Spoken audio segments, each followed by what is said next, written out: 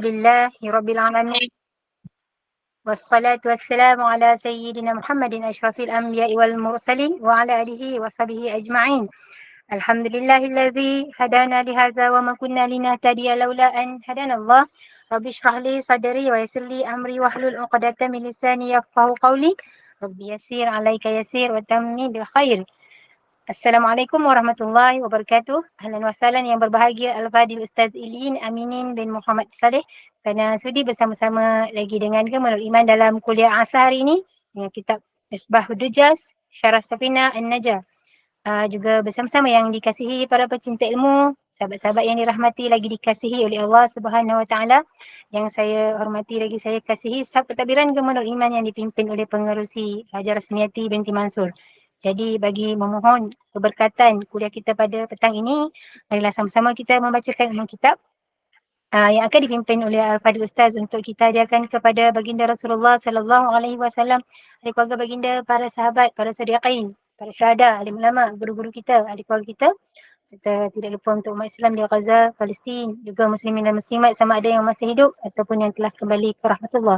Bisiril Fatihah. أعوذ بالله من الشيطان الرجيم.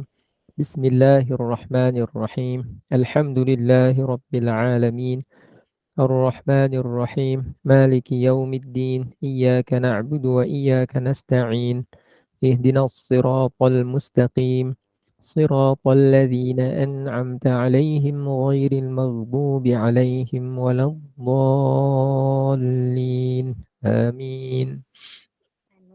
Alamin. Tanpa membuang masa lagi saya dengan penuh ta'zim menyerahkan kepada Fadil Ustaz. Fadil tafadhal mashkura. Terima kasih. Bismillahirrahmanirrahim. Innal hamdalillah nahmaduhu wa nasta'inuhu wa nastaghfiruh wa na'udzu billahi min syururi anfusina wa min sayyiati a'malina. Wassalatu wassalam ala habibina Rasulillah wa ala alihi wa sahbihi wa man walah. Allahumma arhamna bil ilmi. Allahumma arhamna bil fahmi. Amin. Allahumma amin. Ya Allah, rahmatilah kami dengan ilmu, rahmatilah kami dengan kefahaman. Hari ini muka surat 170 kan?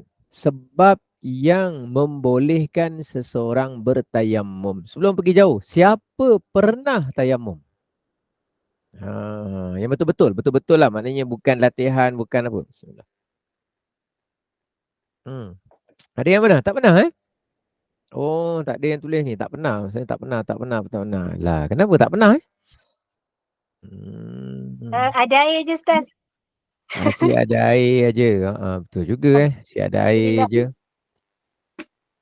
Belum pernah. 88 Saya main langkah aja. Saya tak ingat mana. Saya terkejut juga Ustaz sampai 100 lebih. 89 keterangan tu insya-Allah. Oh ya. Muka surat apa? Allahumma sholli ala Muhammad. Nak buka surat 84. 88 nombor 69. Oh, 88. 88. Ya. Oh, jauh sangat Niat Allahu akbar, terkejut saya. Oh, okey. Ingatkan kau ada. Semua tengah fikir. Aku agaknya hari tu tak datang kelas. Aku malu nak cakap ni. Betul Ustaz, betul. Blur. Aku cakap kan, aku tak datang. Diam je lah. Tak apa. Oh, 88. Okey. 88. Fardu. Ya, ini rukun wuduk ada 6 perkara. Okey.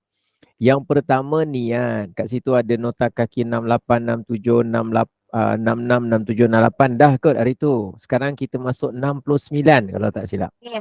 Betul. Masa bila kita nak niat wuduk tu? Kalau semayang, kita niat solat masa bila? Masa kita sebut kalimah alif. Takbir. Masa takbir tu, tu. Yang mana? Pada kalimah Allah. Tu, daripada alif tu, mesti kita selesaikan lintasan niat kita tu sebelum huruf ra. Pada kalimah akbar. Allahu akbar. Jadi, sebelum sampai huruf ra yang hujung tu, maka kita mesti selesaikan niat di tengah-tengahnya itu. Senang cerita ketika takbiratul ihram. Kita kena niat, lintaskan hati. Lintaskan dalam hati niat solat. Tapi masa wuduk niatnya yang bila? Masa basuh tangan ke? Masa komor-komor ke?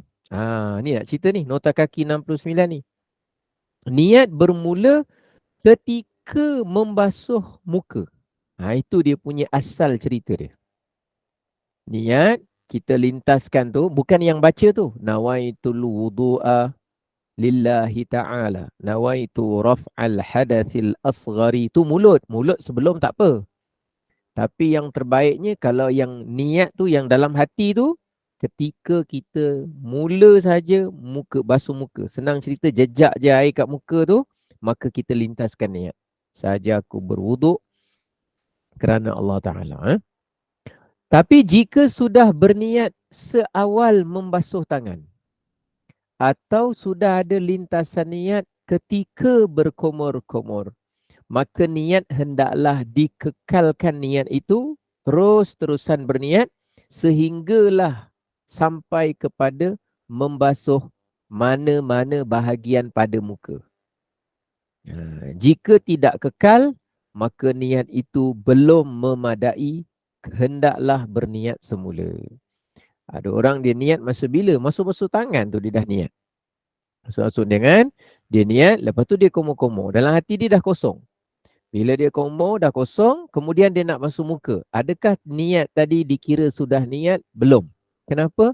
Sebab niat itu tidak berkekalan sampai kepada basuhan pada mana-mana bahagian muka. Jadi kalau dia dah basuh niat masa basuh tangan, kemudian dia komo-komo pula, kemudian dia masuk air dalam hidung, masa nak basuh muka, dia kena niat semula. Sebab niat yang terputus, walaupun dia dah niat tadi ketika basuh tangan, dikira sebagai tidak memadai. Jadi catatan dia gini je, senang. Niat masa basuh muka, itu cerita dia.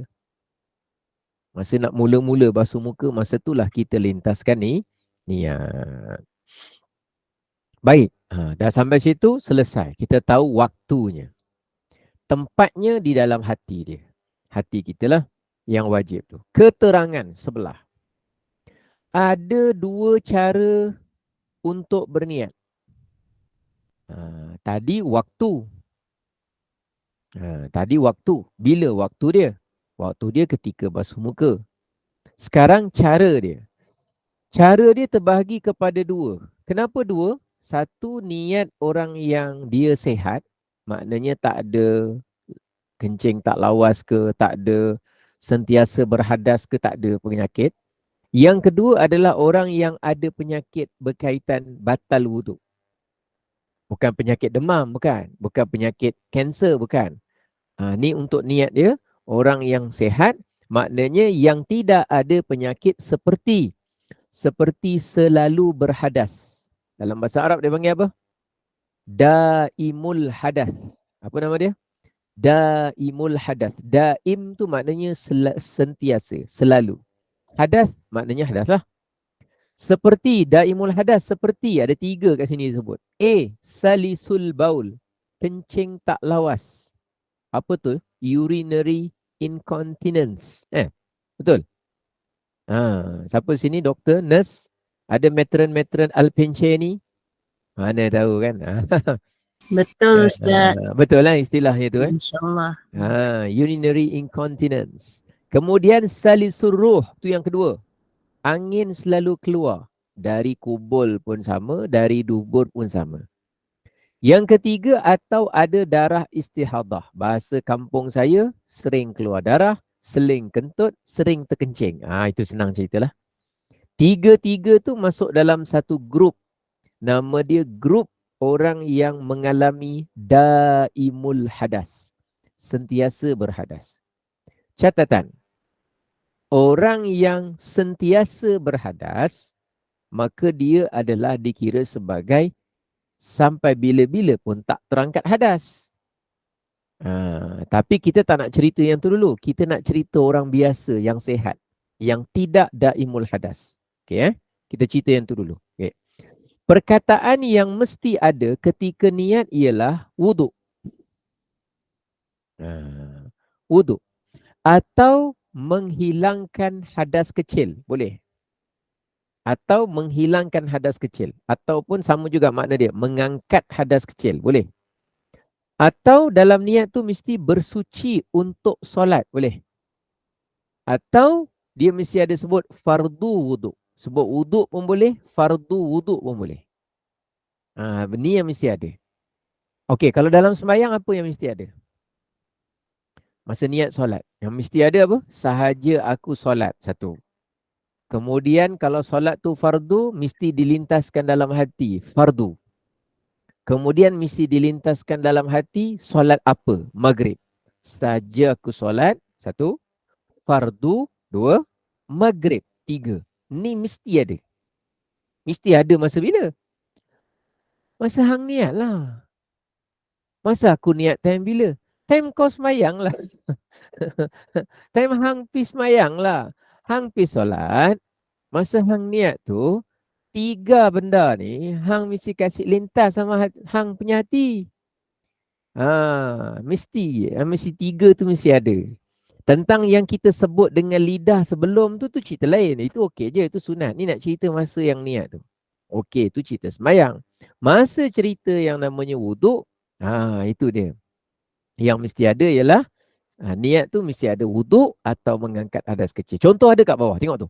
Nawaitul wudu'a fardan lillahi ta'ala. Contoh. Saja aku mengambil wuduk fardu ke atasku kerana Allah Ta'ala. Contoh. Nawaitu raf'al hadathil asghari fardan lillahi ta'ala. Saja aku mengangkat hadas kecil. Fardu ke atasku lillahi ta'ala. Boleh.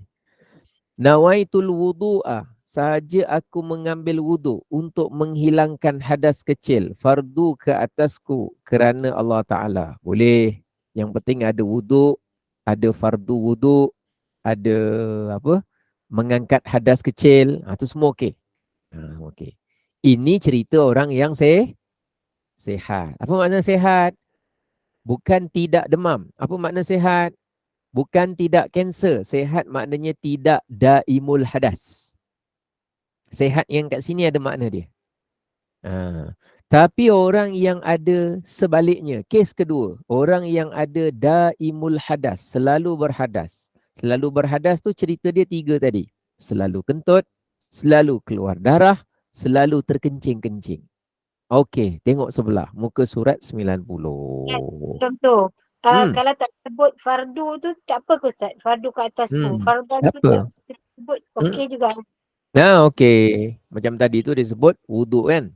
Fardu wuduk atau wuduk atau angkat hadas kecil boleh.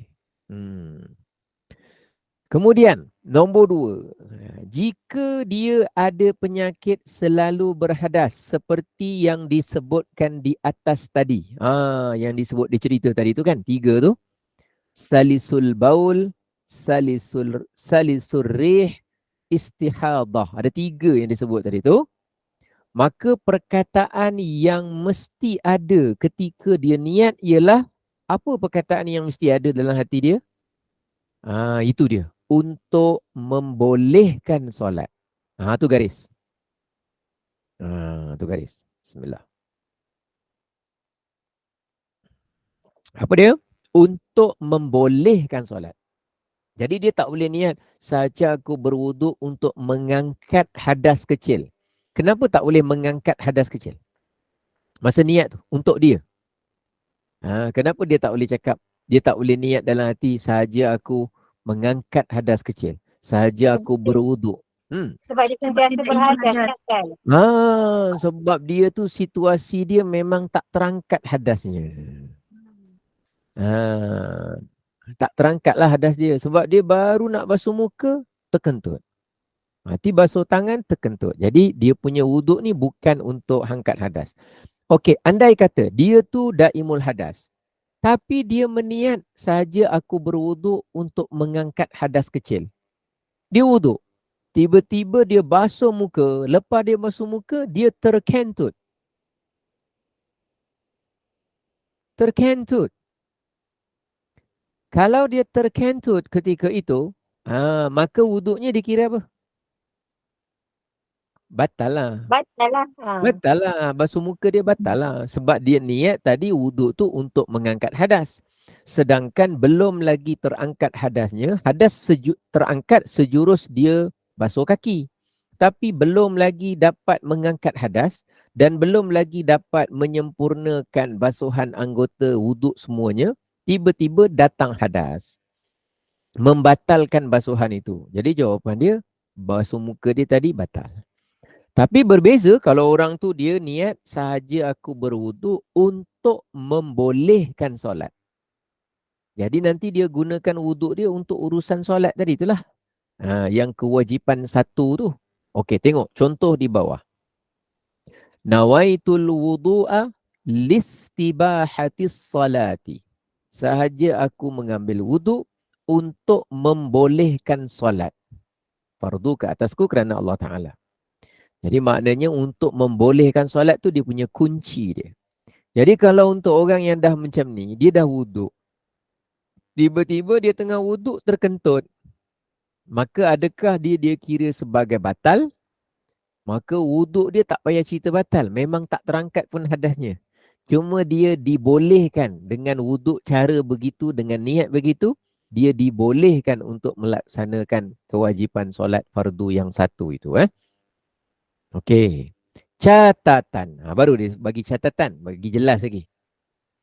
Wuduk bagi orang yang daimul hadas, iaitu selalu berhadas. Daimul hadas adalah orang yang selalu dalam keadaan hadas. Sama ada hadas kecil, sama ada hadas besar, ataupun hadas kecil kerana dia darurat. Mereka ni termasuklah orang yang berpenyakit seperti salisul baul atau salisul rih. Rih tu angin. Angin selalu keluar kubul. Atau ada darah istihadah. 3 tadi. Keadaan mereka ini dikiaskan seperti tayamum. Keadaan mereka tu dikiaskan. Oleh itu, seperti mana tayamum, satu wuduk hanya boleh digunakan untuk satu solat fardu sahaja, tetapi boleh digunakan untuk beberapa solat apa? Sunat. Jadi untuk fardu digunakan untuk satu sahaja. Disamakan, dikiaskan kepada yang namanya tayamum. Sebab orang yang tayamum sahaja aku bertayamum untuk membolehkan solat. Sebab tu orang yang hadas besar, dia boleh bertayamum. Orang yang hadas kecil, dia boleh bertayamum. Orang yang sentiasa berhadas besar, boleh kita panggil? Niat seperti yang ini. Orang yang sentiasa berhadas kecil, boleh juga niat yang sebagaimana ada dekat sini. Habis Ustaz, kalau orang yang istihadah tu, habis kalau orang yang istihadah tu, dia dikira hadas besar ke hadas kecil? Istihadah. Istihadah hadas besar ke hadas kecil? Hadas kecil. Istihadah ni hadas apa? Hadas kecil. Walaupun yang keluar tu darah, tapi hadas kecil. Adakah dia wajib solat? Ya, wajib solat. Adakah dia tu diharamkan masuk masjid? Haram ke tidak? Untuk diri dia dengan sebab istihadah tak haramlah masuk masjid. Cuma keadaan kebersihan diri saja, pastikan tidak mengotori masjid sajalah. Tapi untuk diri dia masuk masjid tu taklah menjadi haram, kerana yang haram itu hanya ke atas orang yang berhadas besar. Contoh macam orang tua ataupun tak tua lah, siapa-siapa, kadang ada orang aksiden ke apa, dia terkencing-kencing selalu. Tapi dia datang masjid, dia pakai pampers. Dia pakai apa tu kita sebut? Tuala apa ni? Lampin dewasa. Lampin dewasa. Dia tidak berhadas besar, tapi sentiasa terkeluar air kencing. Boleh tak dia masuk ke dalam masjid dengan catatan kalau dia ada keperluan dan najis itu hanya kepada diri saja, tidak mencemari dalam masjid tu, tak mengotori masjid, jawapan dia bolehlah kalau dia ada keperluan. Sama macam orang yang istihadah. Sebab istihadah hadasnya hadas apa? Hadas kecil. Orang yang kencing pun sama juga, hadas kecil. Cuma dia nak pastikan najis kencing tu jangan mengotori masjid. Darah istihadah tu jangan mengotori masjid. Contoh lain lah. Budak kan. Kita dokong dia bawa dalam masjid. Tiba-tiba budak tu dia berak kan. Buang air besar kan. Walaupun dia belum ada hukum tentang hadas untuk dia sebab dia tu belum balik, budak 3 tahun, 2 tahun. Tapi benda tu najis. Kalau kita bawa dia ke dalam masjid, kita tengah nak solat tapi kita terperasan bau dia berak. Maka yang penting jangan sampai najis tu mengotori apa? Mengotori masjid tu lah. Tapi kalau lain orang hadas besar, orang yang haid, yang nifas tu dia memang tak boleh masuk masjid tu. Bukan cerita tentang mengotori atau tidak tu. Cerita asalnya ialah dia tak boleh stay dalam masjid kerana dia berhadas besar. Macam orang yang berjunub. Itu kita cerita kan. Orang yang berjunub. Orang yang keluar mani. Orang yang bersetubuh. Suami isteri. Belum mandi wajib. Tak boleh masuk masjid. Apakah kerana mengotori? Bukan kerana itu. Kerana dia itu tidak boleh stay. Al-mukthu. Dalam masjid kerana mereka berhadas besar. Okey, Cun. Kita nak tanya soalan boleh? Hmm. Kalau niat yang untuk membolehkan solat, maknanya untuk solat je lah. Kalau nak pegang Quran, tak boleh lah. Perempuan niat membolehkan solat, untuk perempuan tak boleh. Tak boleh sebab apa? Tak ada. Macam untuk niat membolehkan solat ni, Mm-mm. untuk solat je lah. Kalau nak pegang Al-Quran, tak boleh. Kalau nak pegang Al-Quran ke apa ke, kita niat yang sama, tapi niat itu membolehkan kita pegang Quran kan tak wajib kan? Kita niat pegang Al-Quran kan hukum dia tidak wajib, tapi wajib dalam keadaan kita berwuduk, betul? Jadi kita ambil tu satu kali wuduk itu kita bolehkan gunakan untuk satu solat fardu dan beberapa perkara sunat yang lain. Solat sunat ke, nak pegang Quran ke apa ke, kita boleh gunakan. Tapi nanti bila masuk je waktu solat yang baru, tetap juga kena wuduk membolehkan solat yang baru apabila masuk saja waktu solat.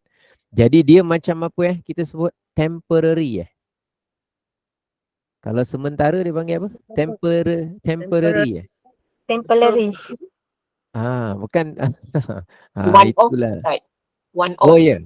Wah, dia untuk waktu itu saja. Kerana nak menunaikan keperluan dia situ saja. Tak payah sebut untuk solat dan membolehkan solat dan pegang Quran lah. Just sebut membolehkan solat. Kalau dia semata-mata nak pegang Quran saja ke? Lepas solat tu dia rasa nak mengaji.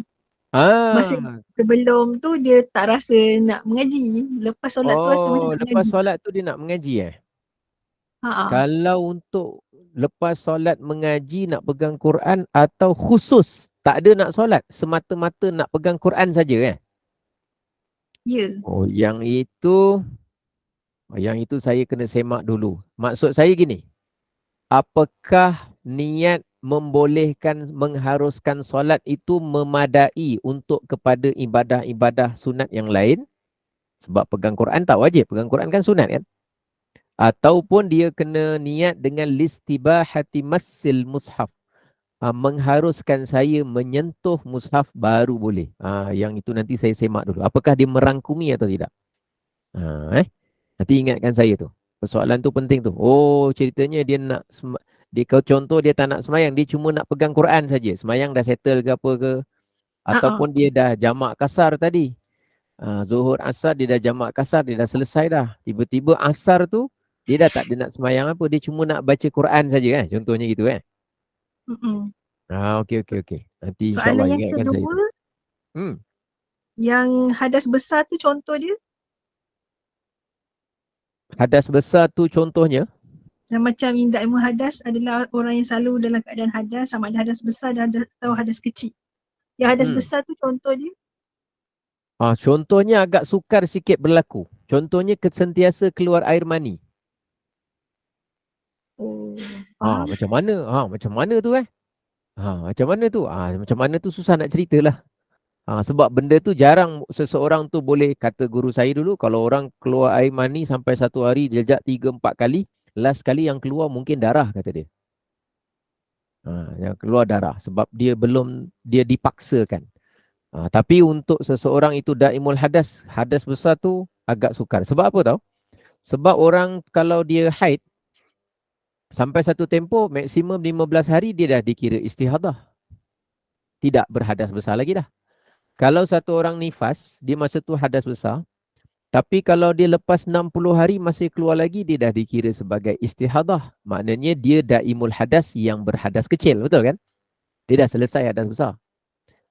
Jadi untuk jumpa yang hadas besar tu, contohnya berkeluar mani secara berterusan, yang tu sangat sukar untuk dijumpa. Tapi perkara ini merangkumi dua-dua sekali. Hadas kecil dan juga hadas besar. Faham cerita dia? Sebab yang akan boleh sentiasa berhadas tu je lah. Kalau hadas besar ada 6 kan?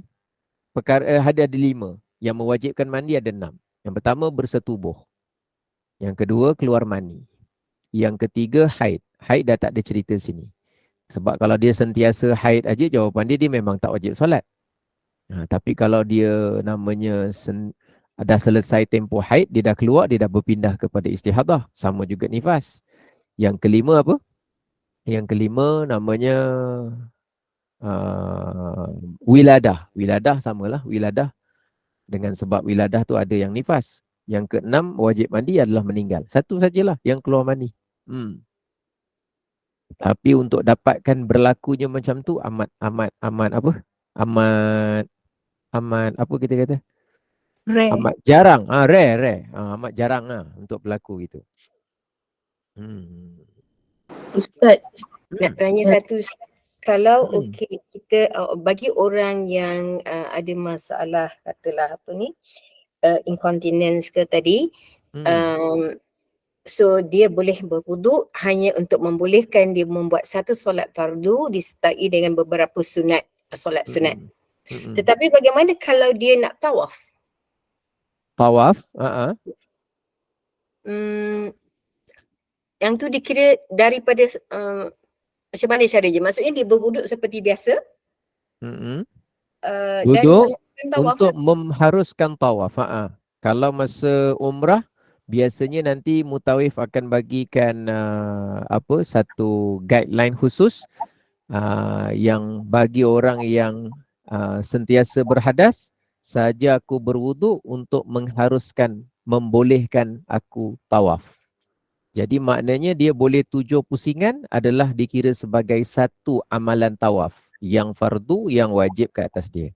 Kalau dia nak melakukan solat sunat tawaf, maksudnya dia kena berwuduk sekali lagi. Kalau untuk solat sunat tak ada masalah. Oh, maksudnya tadi kalau dia tawaf boleh disertai dengan beberapa amalan sunat. Sebab itu yang saya ceritakan tadi, bila cerita kita dah niat solat yang wajib, tiba-tiba kita nak kepada yang namanya sentuh mushaf tadi tu kan. Tapi kalau semata-mata hanya mushaf saja, tak ada cerita nak solat. Macam saya contoh tadi, orang dah jamak dan qasar zuhur dan asar. Bila sampai saja waktu asar, dia tak ada keperluan apa pun untuk dia solat.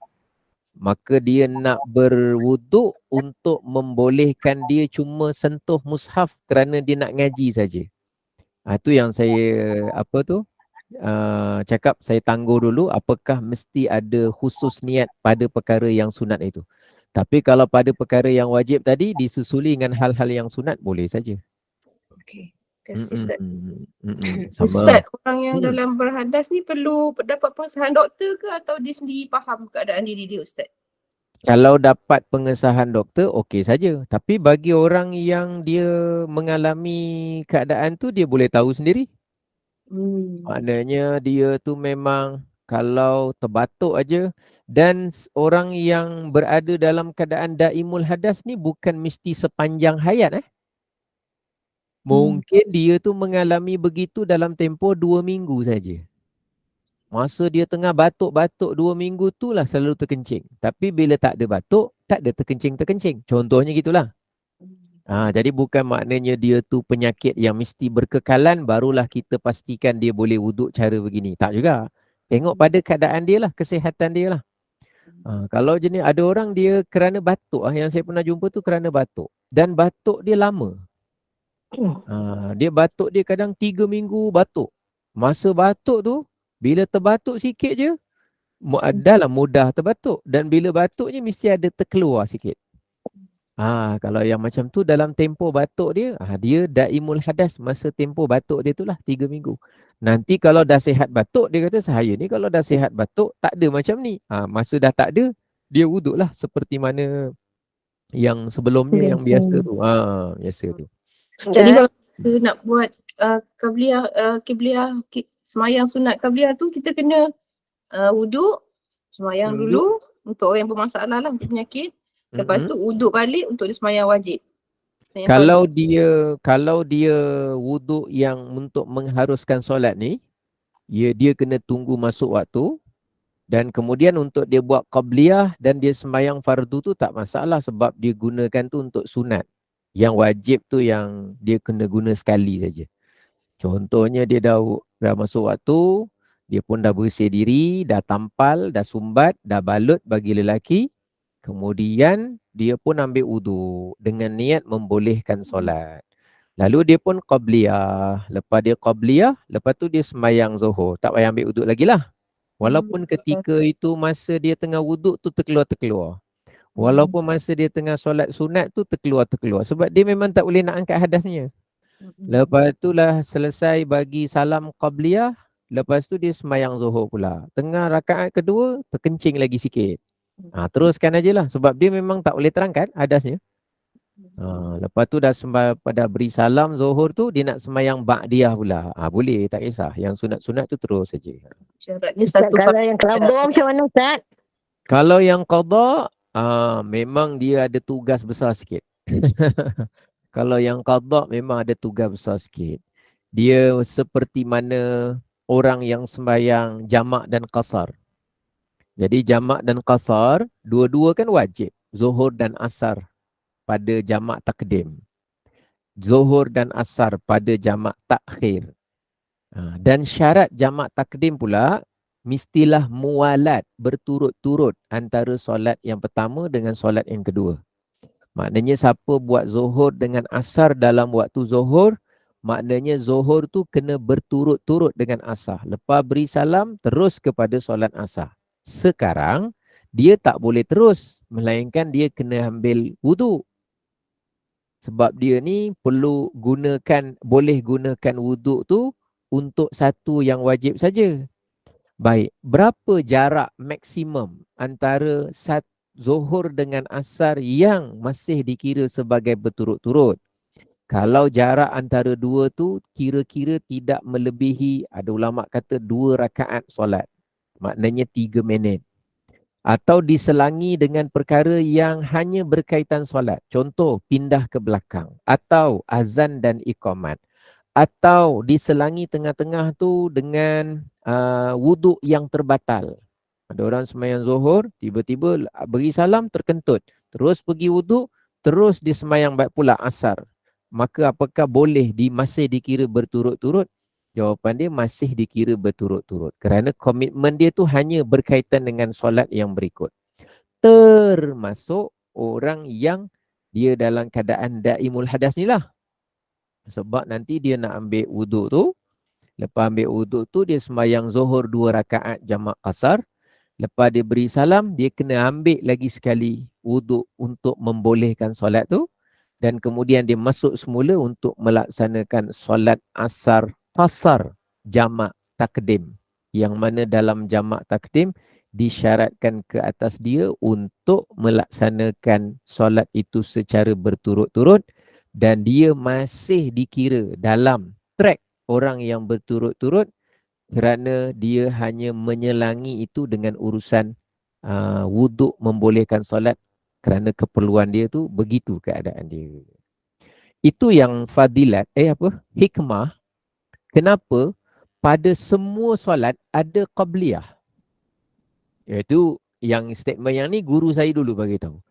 Apa hikmah adanya qabliyah pada semua solat? Ba'diyah tak semua. Ba'diyah asar tak ada.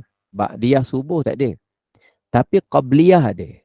Dia punya hikmah dia, salah satunya ialah memberi peluang kepada orang yang berbuka puasa, yakni maghrib, dan memberi peluang kepada orang yang salisul rih, salisul baul dengan istihadah, yang tadi daimul hadas ini, untuk juga sempat, agar sempat tidak tertinggal takbiratul ihram bersama imam.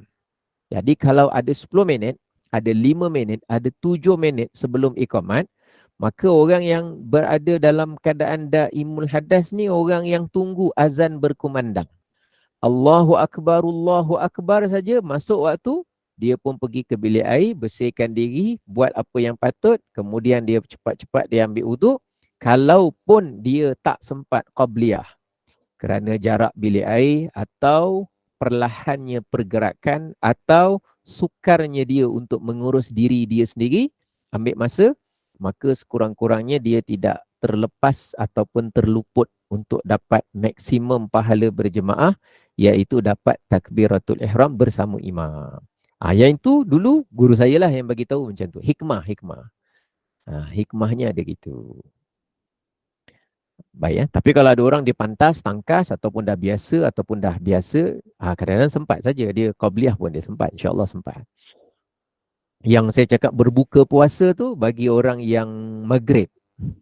Jadi kalau tak ada kalau azan maghrib, orang yang sedang buka puasa Isnin Khamis kan, dia tengah buka puasa je tiba-tiba imam dah iqamat. Jadi dia dah lah yang lebih afdal puasa Isnin dengan Khamis, tiba-tiba dia pula tak dapat yang namanya takbiratul ihram bersama dengan imam. Sedangkan fadilatnya besar. Jadi hikmah adanya qabliyah tu, kalaupun dia mungkin tak sempat qabliyah yang pun sunatnya bukan muakkadah, sunnah juga, cuma tak muakkadah, maka sekurang-kurangnya ada perkara besar tentang solat fardu, iaitu takbiratul ihram, dia tak terlepas. Itu contohlah. Baik. Kemudian masuk pada sebelah keterangan. Ini dalam apa kita sebut dalam kaedah lah. Dalam mazhab Imam Syafi'i, sunat melafazkan niat setiap kali hendak melakukan ibadah. Melafazkan niat setiap kali melakukan ibadah tu, lafaz dia tu sunat. Baik, kenapa sunat? Kenapa digalakkan? Mustahab, sunat lah. Kenapa? Sebab peranan dia untuk menolong hati agar hati melintaskan niat itu. Jadi dia bantu. Bantu, sunat. Waktu berniat adalah beberapa saat sebelum melakukan ibadah. Jadi masa basuh muka tu, masa basuh muka tu lah. Masa takbiratul ihram tu, dikira itu masa perlu niat dalam hati. Tapi yang niat sebut ni, yang sunat ni, beberapa saat sebelum memulakan ibadah. Itu yang kita dah berdiri tu. Saja aku solat fardu zuhur 4 rakaat kerana Allah Ta'ala. Tu kira beberapa saat sebelum nak start Allah. Sebelum tu. Ataupun yang kedua tu, contohnya macam wuduk tadi lah. Nawaitul wudu'a fardan lillahi ta'ala. Saja aku berwuduk fardu ke atasku kerana Allah Ta'ala. Sebut tu, kemudian baru kita mulakan wuduk itu. Itu maknanya kira beberapa saat melakukan ibadah. Kecuali ibadah puasa. Sebahagian ulama berpendapat menghadirkan keinginan untuk berpuasa pada malam hari sahaja sudah dianggap sebagai niat. Jadi untuk puasa dia berbeza sikit. Berbeza sikit. Jadi puasa tu kita start mula subuh. Terbit fajar. Kalau azan 5.30 start puasa. Tapi rupanya malam tadi pukul 10. Malam hari tu dah dikira boleh niat. Jadi puasa ni dia punya tempoh dia panjang. Lintas dalam hati pun boleh ketika itu. Kita tidak diwajibkan untuk Lintaskan dalam niat hati tu ketika 2-3 saat sebelum azan. Tak wajib masa tu. Tak wajib mesti begitu. Puasa ada beza sikit. Baik, kemudian niat sunat dilafazkan supaya dapat membantu niat dalam hati. Ni yang saya sebut tadi. Sebab itu dalam kitab-kitab ada sebut tu. Syekh Nawawi Al-Bantani menjelaskan niat itu di dalam hati, tidak wajib diucapkan dengan lisan. Akan tetapi mengucapkan niat hukumnya adalah sunat untuk membantu hati menghadirkan niat. Jadi tujuan dia nak membantu hati. Baik, itu kepentingan dia lah. Sebab tu kalau ada orang sebut niat tu salah, ataupun ada orang kata salah ni, usalli ni menyusahkan. Nawaitu sauma ghadin, saja aku berniat puasa esok hari, ini semua menyusahkan. Dia sebenarnya tak susah. Yang menyebut susah tu kerana mindset. Mindset tu mengatakan susah. Tujuan menyebut tu kan menyenangkan supaya memudahkan hati kita tu hadir dengan niat itu. Dia bukan soal menyusah. Tak pernah ada orang hidup dalam kesusahan dengan sebab sebut usolli hidup dalam kesusahan. Tak ada. Dia sebenarnya nak memudahkan. Jadi persepsi ataupun mindset menyusahkan tu hanya sebagai alat saja untuk menyalah-nyalahkan sajalah. Kalau Rasulullah pernah lafaz niat pada ibadah apa? Ibadah umrah haji. Nabi pernah lafazkan niat pada ibadah apa? Umrah dan haji, Nabi lafazkan niat. Jadi oleh kerana Nabi lafazkan niat, ulama kiaskan, iaitu dalam tujuan untuk membantu hati kita berniat, maka elok dan bagus sunat kita melafazkan dia. Baik, apa kepentingan niat?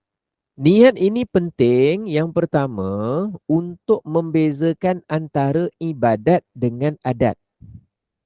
Adat tu maknanya kebiasaan.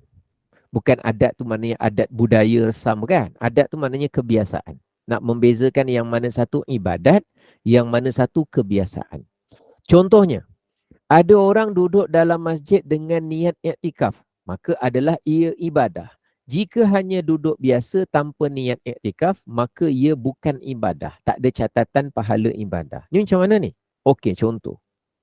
Saya bawa kereta berjalan-jalan dengan kawan saya. Jalan dengan kawan saya. Sampai waktu nak zuhur, kami dalam perjalanan. Tak jumpa masjid. Cari masjid sekitar. Tiba-tiba dah pukul 2 petang baru nampak jumpa masjid.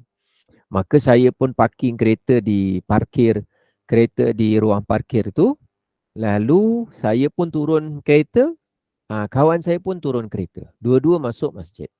Bila dua-dua masuk masjid, saya sembahyang. Sebab saya belum sembahyang zuhur lagi. Yang dia pula, dia cakap dia nak duduk rehat dulu. Dia nak rehat dulu sebab dia sakit perut. Lepas tu dia pun duduk. Saya masuk niat iktikaf dalam masjid, saya pun sembahyang. Dia sakit perut, dia kata dia nak baring kat belakang, dia tak larat. Okeylah, tak apalah, saya pun sembahyang. Saya sembahyang zuhur, saya sembahyang asar. Kemudian saya tanya dia, Habib macam mana kau nak sembahyang sekarang ke sembahyang nanti? Dia kata tak apa, aku nanti buat jamak takhir saja. Aku tak selesa sangat ni, nak buat yang besar lagi. Lepas tu dia masuk masjid. Bila saya sembahyang, saya niat iktikaf. Sepanjang saya berada di masjid itu, tunggu dia buang air besar, tunggu dia bermerut ke apa semua tu, maka sepanjang saya duduk dalam masjid setengah jam tu, walaupun saya sembahyang cuma 10 minit saja contoh, baki 20 minit tu, oleh kerana saya ada niat iktikaf di dalam masjid, maka beradanya saya dalam masjid tu dikira sebagai ada pahala ibadah beriktikaf dalam masjid. Padahal saya sembahyang 10 minit saja. Baki 20 minit tu duduk saja dalam masjid. Tapi dia yang datang, contoh saja ni. Dia masuk masjid sama dengan saya. Dia baring kat belakang, menahan sakit perut sambil berulang-alik pergi ke bilik air kerana nak buang-buang air. Maka dia tak ada niat untuk beriktikaf dalam masjid. maka untuk dia tak ada pahala iktikaf. Sebab dikira dia berada dalam masjid tu secara adat saja. Secara kebiasaan orang nak masuk, nak duduk, nak rehat, nak baring, nak menghilangkan penat saja. Jadi kat sini nak cerita apa? Cerita pentingnya niat. Bila niat dapat membezakan ibadat atau adat. Okey, apa kata kalau seandainya dia masuk juga, dia tak mampu nak sembahyang masa tu kerana dia tak selesa. Dia nak oleh kerana dia nak buat jamak takhir pun tak ada masalah. Jadi dia baring masuk niat iktikaf dalam masjid, dia baring kat belakang sekejap. Baring. Walaupun dia baring, walaupun mungkin dia tak sembahyang solat sunat tahiyatil masjid, walaupun dia mungkin tidak berwuduk, dia berhadas kecil, tapi dia baring dalam tempoh 20 minit dalam masjid tu, dengan adanya dia niat beriktikaf di dalam masjid, maka walaupun dia tak dapat pahala wuduk, walaupun tidak ada baginya pahala sunat tahiyatul masjid, walaupun dia belum dapat menunaikan solat fardu zuhur dan asar secara jamak takdim kerana dia nak buat jamak takhir nanti, tapi dia masih ada pahala namanya beriktikaf di dalam masjid. Kenapa pula dia baring pun dapat pahala? Ni ceritanya. Niat membezakan. Kerana mulianya apa? Lebihnya pada urusan apa? Niat. Sebab tu untung orang yang ada ilmu. Kelebihan orang yang ada ilmu tu, melalui niat tu dia dapat kebaikan. Contoh saja. Nombor 2. Nampak? Niat tu penting untuk apa pula?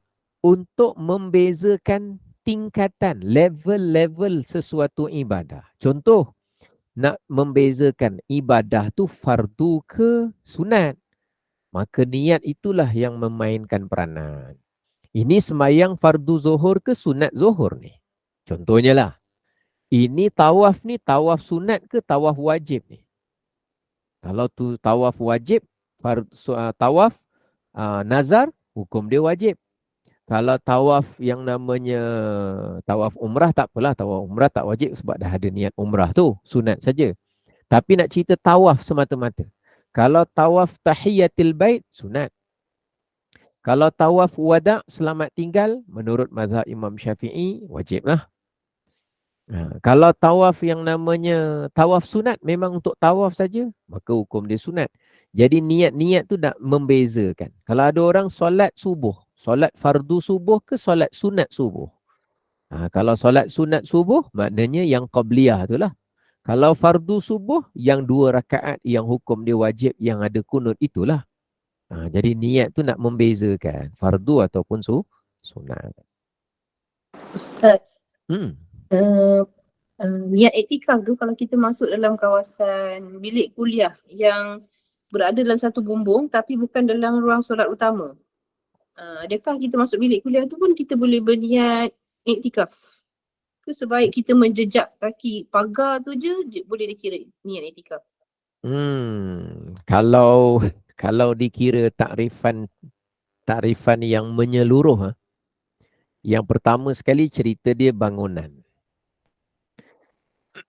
Yang kedua adalah dikira sebagai apa yang diisytihar sebagai bangunan masjid.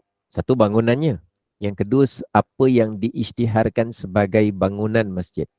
Sebab urusan iktikaf ni nanti berkait juga dengan urusan boleh tak seseorang yang berhadas besar berada pada kawasan yang sama.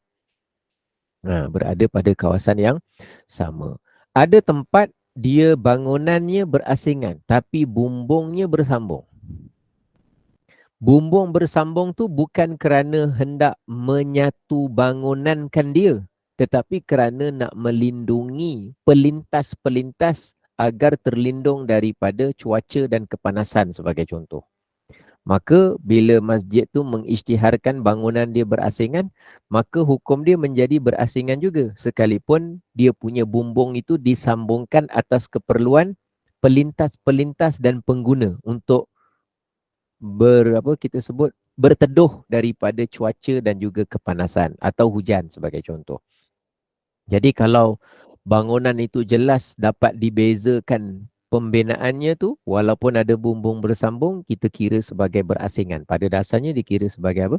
berasingan. Dengan catatan, kalau orang masuk dalam bilik kuliah yang bangunannya berasingan daripada dewan solat ataupun bangunan solat utama, maka orang perempuan orang yang nak berniat iktikaf untuk masuk ke dewan kuliah tu belum boleh berniat iktikaf lah. Tapi kelebihan dia pula, bila dia berada dalam keadaan haid atau nifas, dia boleh berada dalam dewan tersebut. Contoh yang bumbung bersambung tapi diisytiharkan luar masjid, contohnya kawasan Sa'i. Sa'i dekat Masjidil Haram. Kawasan Sa'i itu dikira sebagai diisytiharkan, diumumkan, dimasyhurkan, diisytiharkan lah sebagai kawasan yang luar masjid. Jadi orang perempuan yang berada dalam keadaan haid boleh tak berada di mas'a, tempat sa'i tu? Boleh.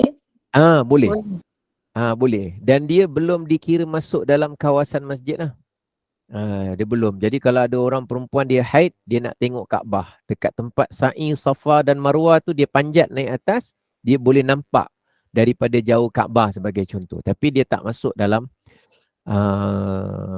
masjid. Walaupun bumbung je nampak sambung, tapi dah diisytiharkan sebagai luar masjid, maka hukum dia adalah sebagai luar masjid lah.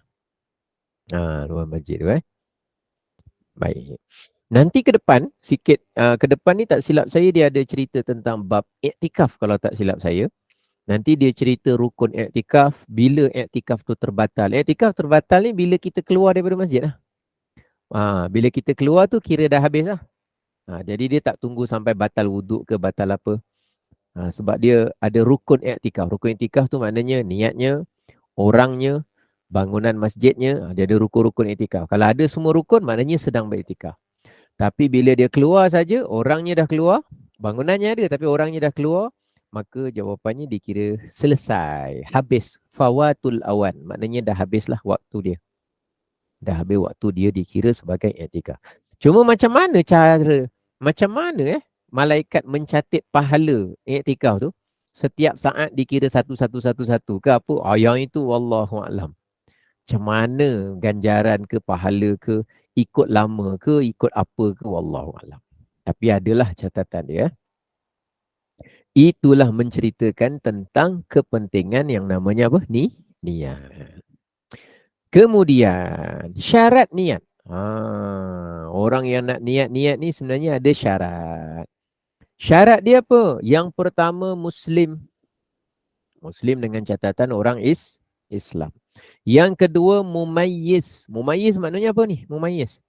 Yang datang petang ni 130 orang petang ni dah mumayyiz belum?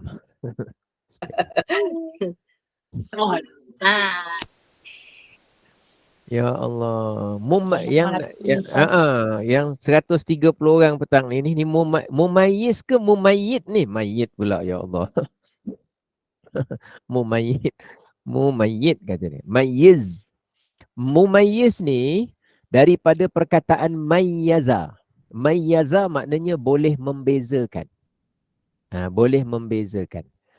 Kalau kita sebut orang yang boleh membezakan. Mizah maknanya ciri-ciri keistimewaan yang menjadikan dia tu terbeza daripada benda lain. Mizah. Bahasa Arab lah. Ada orang nama Miza. Miza. Saya pernah dengar budak perempuan nama Miza. Orang panggil Miza. Saya kata mana dapat nama Miza? Dia kata tak tahu, daripada kecil memang panggil Miza. Tahu tak nama Miza tu makna dia apa? Tak tahu Miza. Bahasa Arab ni Mizah maknanya istimewa, special. Ada ciri khas. Macam tu lah. Ni kalau panggil Miza tu kira tu cerita dia. Baik, mumayyiz ni maknanya boleh membezakan apa? Dia boleh bezakan dengan makna kalau orang tanya dia boleh jawab. Tanya soalan biasa dia boleh faham, yafhamul khitab wa yaruddul jawab. Inilah. Abah tak boleh lupa apa cerita. Tu pun dapat membezakan juga tu.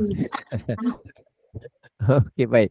Dapat membezakan. Maknanya gini, kalau budak tu kita tanya dia, mak pergi mana mak? Mak tak pergi mana-mana, mak ada kat rumah. Oh, mak tengah buat apa? Mak tengah masak, adik nak makan. Bila dia dah pandai jawab macam tu, itu maknanya kira-kira dia dah mumayyiz. Atau contoh dah mumayyiz tu orang yang dia dapat bezakan yang mana kotor, yang mana bersih lah. Yang mana kotor bersih. Kira-kira tak ada masuk mulut. Panas sejuk dia boleh bezakan. Sup panas dia tak masukkan tangan dia dalam sup. Panas. Tak nak kotor. Dia tengok dia tak ambil kotor. Itu dah. Tapi bukan maknanya dia dah pandai membezakan yang betul, yang baik dengan yang buruk. Membezakan baik dan buruk dah umur 60 pun kadang-kadang tak dapat beza. Membeza baik dan buruk ni kadang-kadang umur dah 70 pun tak dapat beza mana baik mana buruk, mana kotor mana bersih lah, senang cerita. Dah boleh. Tu mumayyiz. Jadi orang yang dah mumayyiz ni maknanya kalau dia niat sah. Sah lah. Jadi kalau contoh umrah kan, orang nak buat umrah, dia dah mumayyiz belum? Dia dah mumayyiz dah, darjah 1. Dia dah boleh faham dah ajar. Boleh. Umrah dia sah nanti. Niat dia kena betul lah. Umrahnya sah. Sebab dia orang yang sah niatnya. Kata satu budak tu dia nak puasa. Umur berapa tahun ni? Belum wajib lagi, baru 8 tahun. Belum balik lagi. Sah tak puasa dia? Puasa dia sah. Dengan syarat niatnya betul. Sebab niatnya dikira sah apabila seseorang itu sudah mumayyiz. Okey saja. Macam contoh boleh tak suatu orang perempuan mak dia berimamkan solat anaknya yang belum balik? Kita tak tanya belum balik, kita tanya dia dah mumayyiz belum? Dah mumayyiz lah. Tapi cuma belum balik. Berapa umur dia? Umur dia 10 tahun. Okey, dia pandai tak niat solat semua? Dah diajarkan apa semua. Okey, maknanya niat dia betul. Kalau niat dia betul, dia pun dah pandai solat, niat dia sah. Bila niat dia sah, sebab dia dah memenuhi syarat niat. Antara syarat berniat ialah orangnya tu mesti dah mumayyiz. Walaupun dia belum balik. Jadi kalau dia jadi imam, bolehlah. Tapi dengan syarat lah, dia dah tahu solat dan solatnya betul lah. Mumayyiz tu penting. Kemudian 3. Syarat yang ketiga ialah dia tahu apa yang dia niatkan. Maknanya tadilah dia dah faham. Dia nak buat umrah, dia dah tahu. Boleh. Keempat, tidak dikaitkan untuk memutuskan niat dengan sesuatu. Ni dia kena tahulah bahawa dia tak boleh kaitkan. Sekiranya gini, saya nak putuskan niat saya. Tak boleh. Dan kemudian, dia tidak ada keraguan dalam memutuskan niat. Maknanya memutuskan niat, maknanya tak jadi nak buat. Tengah-tengah buat, tiba-tiba niat, dia tak nak buat benda tu. Dia kena tahu benda itu. Dia jangan ada ragu-ragu tentang perkara tersebut. Macam orang solat lah. Orang solat ni, dia kena tahu bahawa dia tidak boleh memutuskan niat solat di tengah-tengah solat tanpa ada sebab yang dibolehkan syarak. Kita kalau tengah nak makan 2-3 suap, malas nak, tak jadilah, aku sambung nantilah. Simpan dalam peti ais, nanti kita panaskan kemudian. Makan boleh. Tapi kalau tengah semayang, tak boleh macam tu. Once kita dah takbiratul ihram saja, terus kita kena wajib selesaikan sampai yang namanya memberi salam. Jadi kita tak boleh ada keraguan pula nak memutuskan niat. Contohnya tengah semayang, aku ni rasa macam malas pula nak semayang ni. Nak terus ke tak nak terus? Nak terus ke tak nak terus? Tak boleh. Kalau dia dah niat solat tu, dia kena sempurnakan solat tu. Jadi syaratnya ialah dia jangan ada keraguan apa pun dalam hal untuk memutuskan niat dia. Jadi benda-benda macam tu dia kena detail nanti. Pada setiap ibadah tu dia ada syarat-syarat dia lah. Ada yang tak mengapa. Tak mengapa tapi tak bagus. Contohnya apa? Contohnya macam puasa. Kalau solat lain. Solat orang tengah semayang itu rakaat kedua. Aku ingat aku nak berhenti je lah daripada semayang. Jawapan dia batal masa tu juga. Kalau solat. Atau dia menggantungkan. Nanti kat depan nanti kita akan belajar sikit insyaAllah. Menggantungkan. Contohnya gini. Dia tengah semayang. Masuk rakaat dia kata, dah masuk rakaat kedua ni. Mak aku ni tak sampai lagi Aku tunggu dia ni sampai aku dah tunggu baik aku semayang dulu. Tapi tak apalah. Dalam hati dia. Kalau mak aku sampai aku batalkan je lah semayang. Tak kira. Mak sampai tak sampai. Dia dah menggantungkan niat untuk memberhentikan solat jika mak dia sampai. Mak dia sampai ke tak sampai ke, masa tu juga dikira yang namanya batal solat dia. Tapi dia tak kentut Ustaz. Siapa cakap batal solat tu mesti kentut saja? Tapi dia tak bercakap Ustaz. Siapa cakap batal solat tu hanya bercakap saja? Rupanya benda-benda macam tu pun dia kena tahu juga. Ini contoh. Tapi puasa tak? Puasa kalau ada orang dia tengah puasa, tak kisahlah puasa sunat ke puasa wajib. Aku ingat aku nak batalkan je lah puasa Ramadan ni. Letih betul lah. Tak batal lagi. Kenapa beza? Tak apalah, nanti ke depan kita tengoklah. Ni saya bagi contoh saja. Pentingnya orang tu dia mengetahui bahawa niat tu dia ada peranan dia, ada kesan dia. Paling kurang dia tahu. Baik. Kenapa puasa ada beza sikit? Adalah sebab dia, nantilah kita cerita. Ada beza sikit. Puasa ada beza sikit. Sebab tu orang tengah sembahyang pun dia boleh niat berpuasa. Orang tengah sembahyang pun dia boleh niat dalam berpuasa. Baik, yang keenam, yang dilakukannya itu termasuk ibadah yang utama. Termasuk ibadah yang utama. Jadi nanti kita akan masuk kepada rukun. Ni cerita niat, kita tak perlu terlalu mendalam sangat. Yang ke depan nanti kita akan cerita tentang rukun yang pertama, iaitu membasuh muka. Nanti kita nak bezakan membasuh dengan mengusap tu apa cerita dia. Apa makna basuh? Apa makna basuh? Basuh muka tu maknanya apa? Basuh muka lah Ustaz. Yelah, basuh tu apa? Yelah, basuh tu maknanya B-A-S-U-H. Ya Allah, eja aku pun gerti. Ni cerita basuh muka tu apa? Apa takrif basuh muka? Nanti dia tulis lah. Basuh muka ialah mengalirkan air ke anggota yang dibasuh. Contoh. Jadi air kena mengalir. Tapi kalau kita tak tahu, mungkin ada orang salah faham. Membasuh muka apabila memasukkan muka dalam mesin basuh. Maknanya basuh muka juga. Dah tak pasal-pasal wuduk kena basuh muka. Apabila memasukkan muka dalam mesin basuh. Itu basuh baju. Itu belum. Jadi basuh muka dengan basuh baju ada takrifan dia. Supaya nanti kita buat. Contohlah. Ada orang kita kata, kau pergi basuh baju. Kau pergi basuh baju, cakap dengan anak, basuh baju. Dia pun rendah, dia pun lalukan air dekat baju dia. Lepas tu dia kata, mak, dah basuh. Itu bukan basuh, itu siram. Mak kan cakap hari tu, basuh tu maknanya mengalirkan air. Mengalirkan air tu muka kau masuk wuduk. Untuk baju, cara basuh dia masuk mesin basuh. Tapi kalau baju saja kau mengalirkan air, aku ganti. Muka kau aku masuk dalam mesin basuh. Contoh. Ini cerita mak baru belajar kitab Safinatun Najah lah. Dia tahu betapa pentingnya takrif tu. Contoh saja, just untuk mukaddimah kita. Nanti kita akan tengoklah mana yang saya ingat, saya mampu, saya cerita. Mana yang saya tak berapa ingat, saya skip lah. Wallahu a'lam bissawab. Jazakumullah khairan katsira. Terima kasih banyak. Dan mudah-mudahan manfaat dan saya kembalikan semula kepada pengacara majlis. Silakan. Baik, Masya-Allah, Alhamdulillah. Barakallahu fiikum, jazakumullah dan jazak Ustaz. Hari ini masih dalam rukun wudu. Insya-Allah nanti kita akan sambung lagi membasuh muka macam Ustaz cakap tadi. Kan membasuh kain. Masya-Allah.